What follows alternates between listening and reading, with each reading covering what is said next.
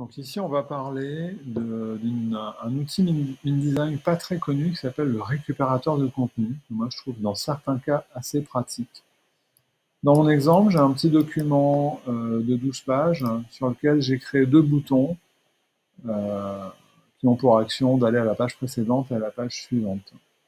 J'ai mis ça bien sûr dans un gabarit. Et puis, je voudrais que ce soit présent sur les deux pages à chaque fois, que mes deux boutons soient présents.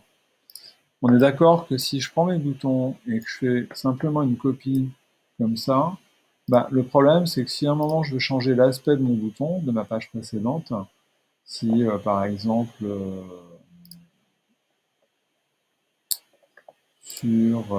qu'est-ce que je pourrais lui changer, bah, je lui ai pas mis d'état de survol, je pourrais vouloir lui mettre un état de survol où j'irai inverser les couleurs. Mais le problème c'est que si je fais ça, il va falloir que j'aille le refaire sur le bouton page précédente.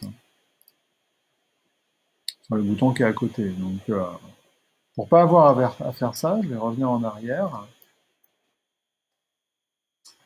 J'ai un outil qui s'appelle le récupérateur de contenu. C'est le quatrième outil en partant du haut sur la barre d'outils d'InDesign. Quand je clique dessus, il m'affiche une palette. Et ici, je vais d'abord regarder mes deux icônes qui sont là. Le premier icône qui est à gauche, qui est cliqué par défaut, c'est ce qui va me permettre d'aller récupérer certains contenus. Donc, je vais cliquer sur les éléments de ma page que je veux garder en mémoire. Je vais prendre celui-là, hop, il me l'affiche ici.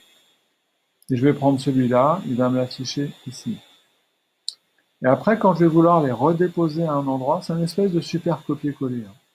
Je vais cliquer sur l'autre icône, qui est pour redéposer les éléments. J'aime bien appeler ça comme ça. Et je vais vérifier que j'ai bien coché « Créer un lien ». Et là, mon page précédente, je vais le remettre ici. Et puis mon page suivante, hop, je vais cliquer, il va se redéposer ici. Je peux fermer ma palette de récupérateur de contenu. Donc je vais juste faire gaffe que je suis bien, mes boutons sont bien placés à l'endroit que je souhaite.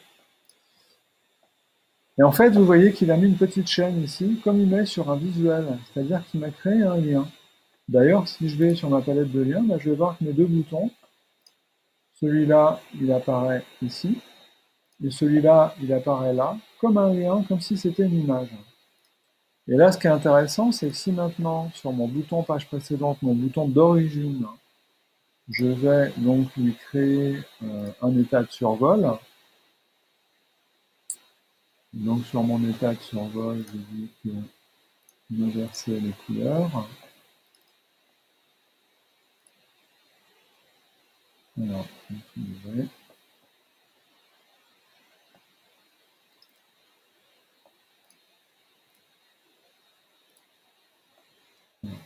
Et sur donc, un état de survol. Je rentre dans mon état de survol et je change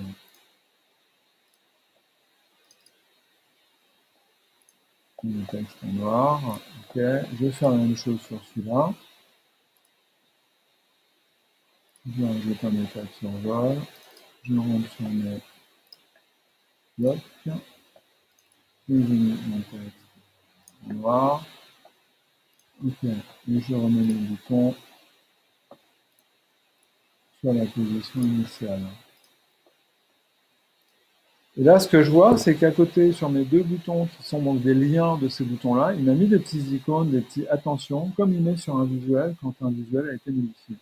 Et là, j'ai juste à aller dans la palette de liens, à sélectionner mes deux boutons et à les mettre à jour, comme je ferais pour un visuel. Et du coup, alors là, ça ne se voit pas, hein, mais je peux aller vérifier. Il a bien répliqué mes états de survol. Donc c'est intéressant quand j'ai des éléments qui sont récurrents dans un document. Et l'intérêt, c'est que quand je change la source, ça se réplique sur toutes les copies. Et ces copies peuvent aussi se faire dans d'autres documents, dans d'autres fichiers InDesign. Donc c'est quand même vachement intéressant. Voilà en gros les fonctions principales de ce récupérateur de contenu.